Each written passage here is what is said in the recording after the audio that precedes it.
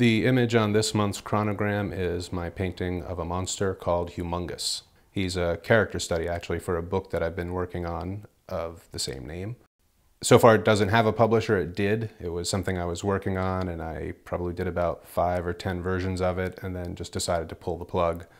So this painting is a character study, but it's also me trying to work out materials. People call my work cartoony, and I think they mean it as a diss, and I actually don't care because that's the sort of work I do.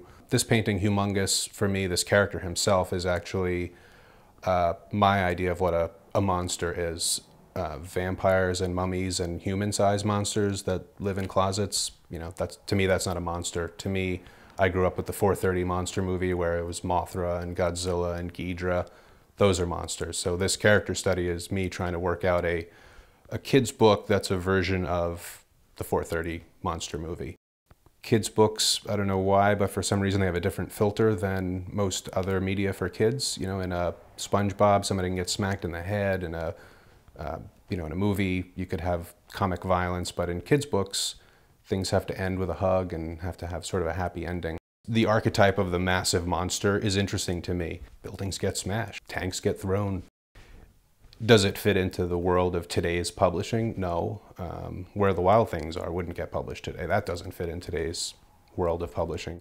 My natural state being drawing, working up to doing paintings as illustration took some doing. My first couple of books were cut paper. My formal training is as a graphic designer. If I was going to give advice to a kid that was just about getting into art school and they wanted to illustrate kids' books, rather than learn illustration, learn graphic design.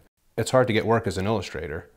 As a graphic designer, you could work doing corporate identities, which is logo design, and you could work in advertising, you could work in any number of fields to just pick up work as you're going.